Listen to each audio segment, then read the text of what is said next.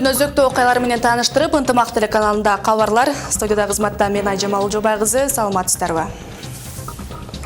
Алгач күндүн негизги окуяларынан кыскача түрмөк. Оштогу журналисттердин колу кайрылып опузаланды. Алар жашыруун казинолордун иштеп жатканын аныктоого барышкан. Жалал Абадта тайынесинен жабыркады делген баланын абалы оор бойдон калууда. Шектелип жаткандар кылмыш жоопкерчилигине тартылабы? Оштогу Данге соосунун үстүнө эс алуучу жай курулууда. Тиешелүү тараптардын уруксаты барбы? Халмиондогу мал базары тургундарга түйшүк жаратууда. Базарды жылдыруу менен көйгөй чечилеби?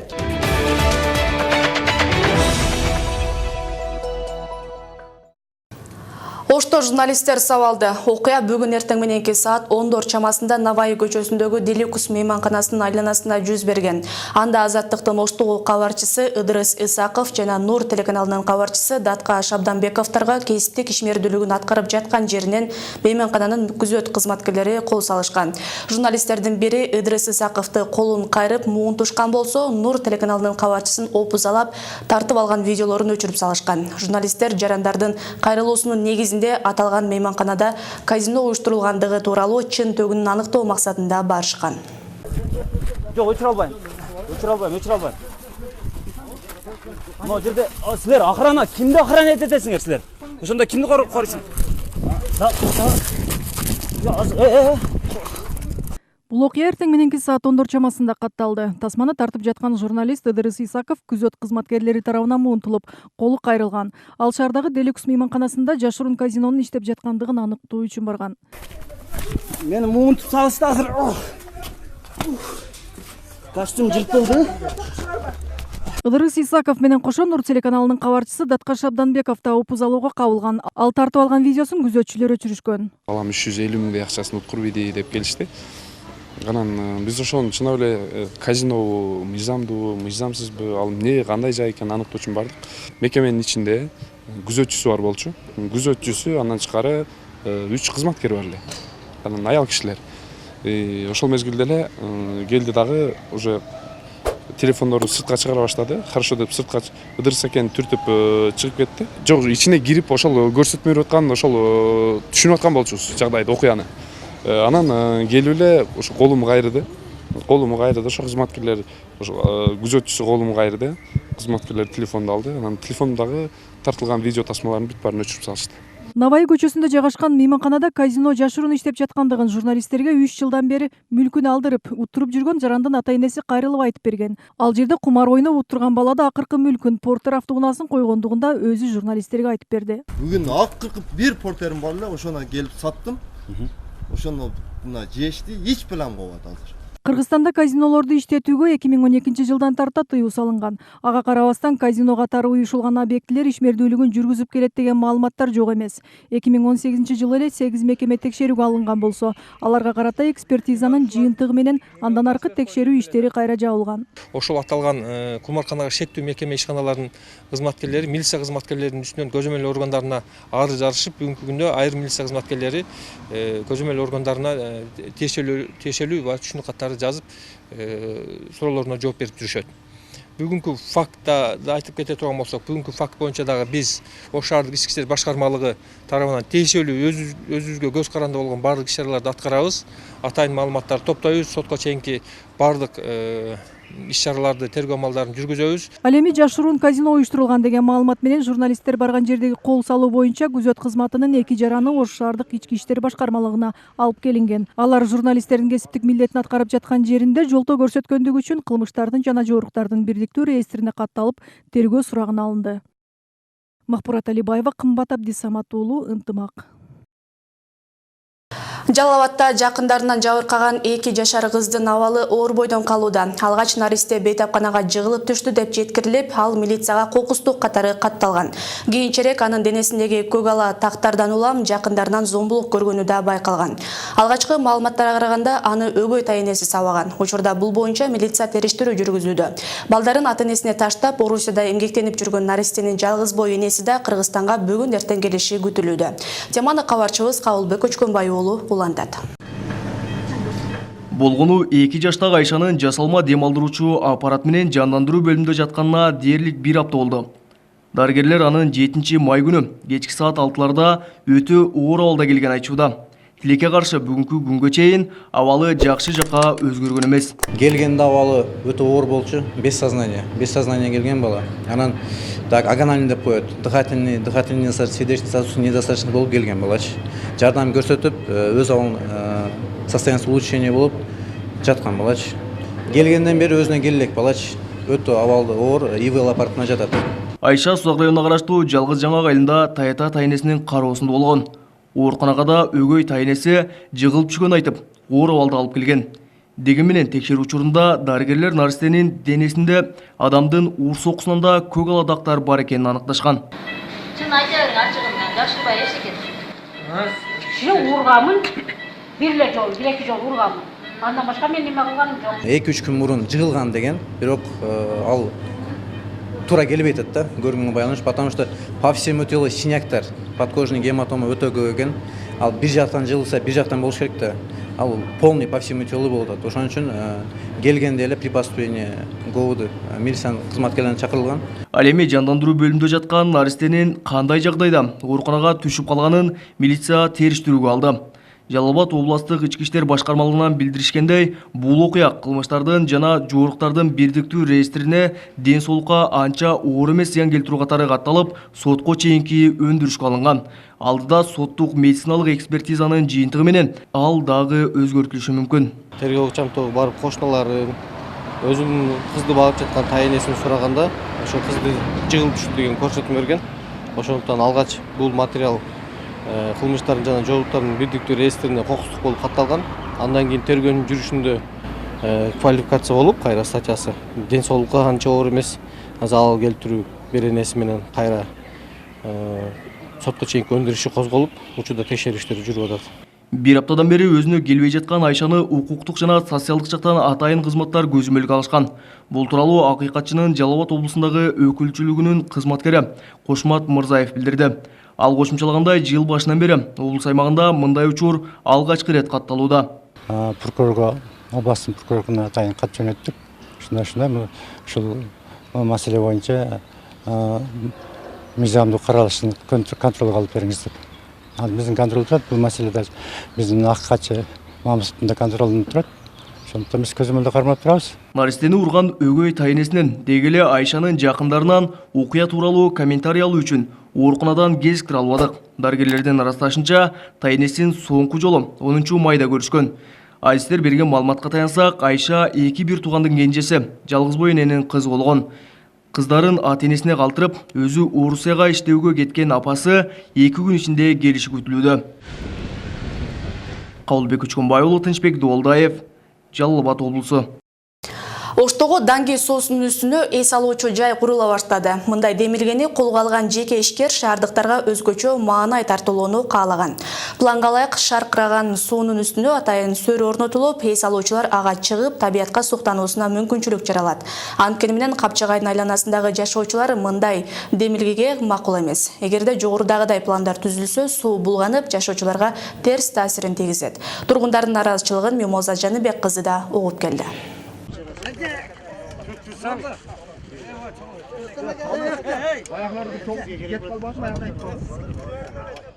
Мында чогулган эл тосмолорду чыгарып, аянтты эс алуучу жай кылууга каршылыгын билдирип жатышат. Бул жер Төлөйкөн айылындагы Данги Капчыгайы.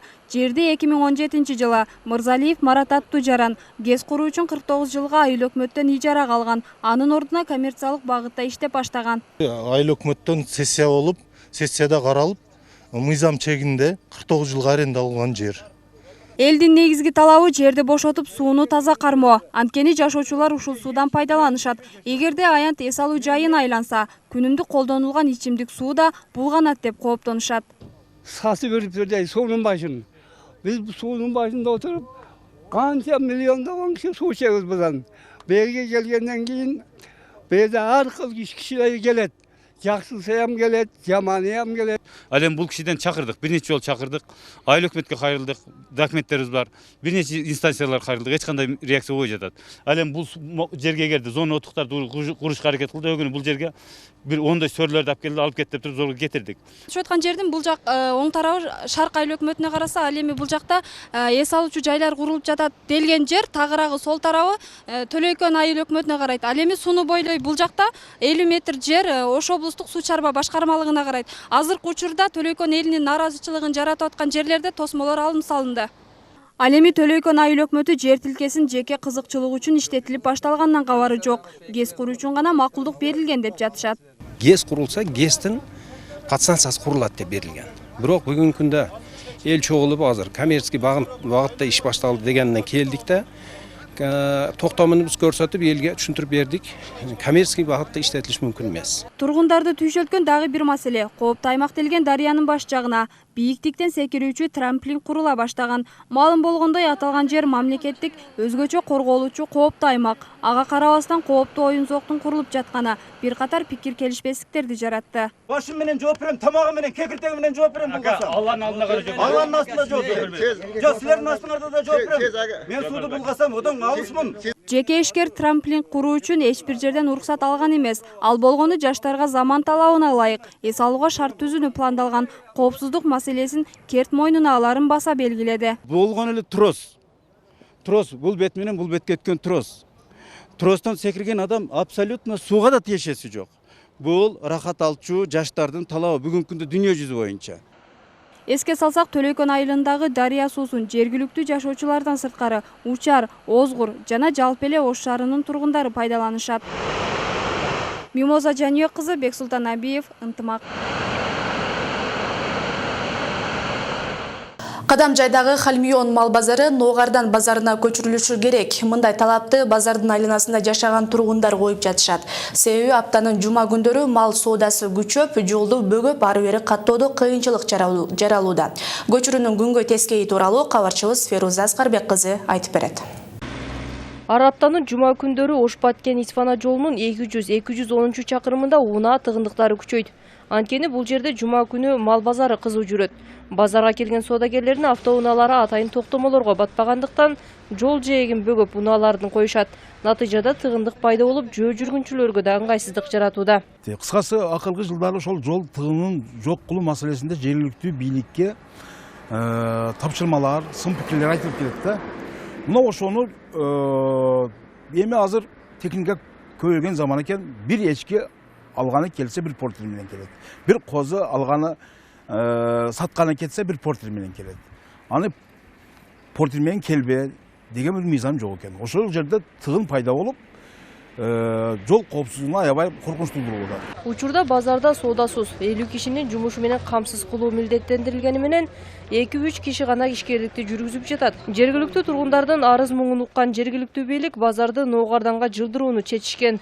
Анткени менен базардын ээси мындай сунушка макул болгон эмес. Анан мамлекеттик баягы органдар менен ветлечебница, РОВД булар менен иштешели десек, алар мыйзам чегинде деп бизге жардам берүүдөн коопсуздукту көзөмөлгө алабыз деп эле туруп алып атат. Ошонун кесепетинен биз бул чечимди аткарганга күчүбүз жетпей атат. Ал эми Халмион мал базарындагы сатуучулар болсо базардын көчүрүлүшүнө наразы.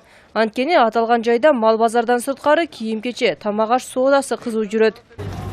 Бардыгы өзү кызыксыгы үчүн өзүнүн бизнесин жүрүштүрүп атат бардыгы. Мисалы үчүн бир аптада бир жума күнү базар болсо, ошол жерге барыбыз келебиз. Биз алыстан келебиз бардыгыбыз. Мына жерде өзү айыл чарба несиле өзү өкмөт дагы иштеп атат. Ундардын несине кантиндер. Айлык өкмөткө караштуу. Семьяда 4 адам болсо 4 адамда тең машина, бул жол тыгынын аны менен чектей албайбыз. Мен эми чектеп берейин деп чындыгында айланган жолду салып берейин, өйдө жактан 1 гектар жер бериңиздер. Ошо жол тыгынын мен өзүм эч кандай орган кызматкерлерисиз эле бүтүрүп берейин, ушу уюштуруп берейин десем эч кандай ушу күнгө чейин путтосуулар, бул путтосуу бул райондун, областтын жетекчилеринен эмес, биздин гана жергиликтүү кеңештин депутаттарынан гана путтосуу болот. Эске салсак, Халмион базарында жалпы 100дөй соодагер эмгектенет. Базар айыл өкмөттүн казынасына жыл сайын 1 миллион сомдон 1,5 миллион сомго чейин каражат түшүрөт. Фируза Аскарбек кызы, Жыргал Абдыжалиев уулу, Ынтымак, Кадам жай району. Адамжай районунун Кереге Таш айылынын эли ашар жолу менен 7,5 чакырым аралыкка канал куруп, суу тартып келишти. Жергиликтүү эл 10 жыл мурда демирге көтөрүп, курулушу башталган канал каржы жоктугунан бүтпөй келген.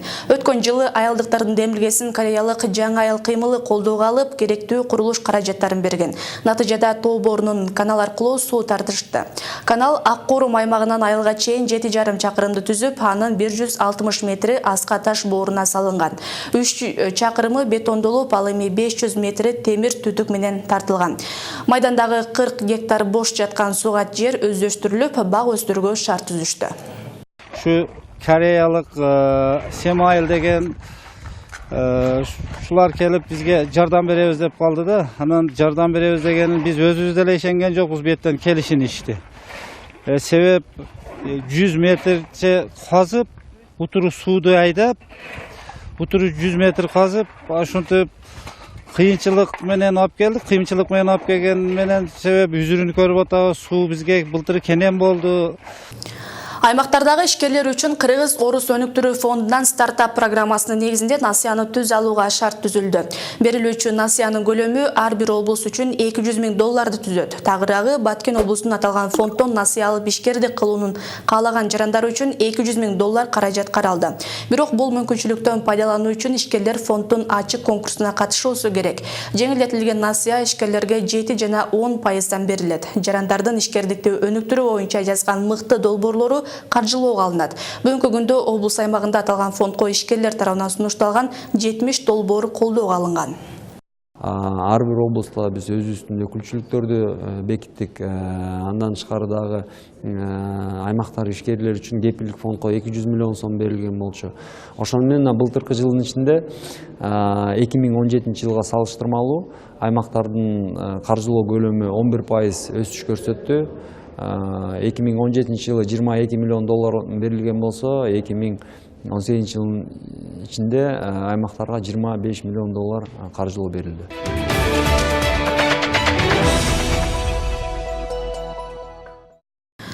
Ошто тайквондо боюнча Эверест командасынын кубогу аталышындагы ири турнир өткөрүлдү. Мелдешке Кыргызстандын түштүк аймагынан жана Борбор кала Бишкек менен кошуна Өзбекстандан спортчулар катышты. Аталган мелдеш жаштарды спортко тартуу жана мыктыларды аныктап, эл аралык аренага чыгаруу максатында уюштурулган. Спорттук иш-чаранын жүрүшүн спорт кабарчыбыз Жолдубай Айткулов да көрүп келди. Ош шаарында тайквондонун ВТФ түрү боюнча өспүрүмдөр, жаштар жана чоңдор арасында ири мелдеш өткөрүлдү. Турнир федерация колдоосу менен Эверест клубу тарабынан уюштурулган. Алгач 200дөй спортчунун башын бириктирген мелдештин расмий ачылыш аземи болуп, анда Кореядан келген машыктыруучу жана федерация өкүлү Лы Киндо спортчуларга ийгилик каалап өз кеңешин айтты. Эверест клубунун машыктыруучусу мелдешти өткөрүүнүн негизги максаты жаштарга туура жол көрсөтүү менен бирге Олимпиада чемпиондорун чыгаруу экендигин белгиледи. Бул соревнование бул негизинен Ош шаарында жаш балдардын ортосунда ушул спорт түрүн өнүктүрүү максатында өткөрүлүп жатат. Азыркы убакта бул жерде 180 адамдай бар количествосы.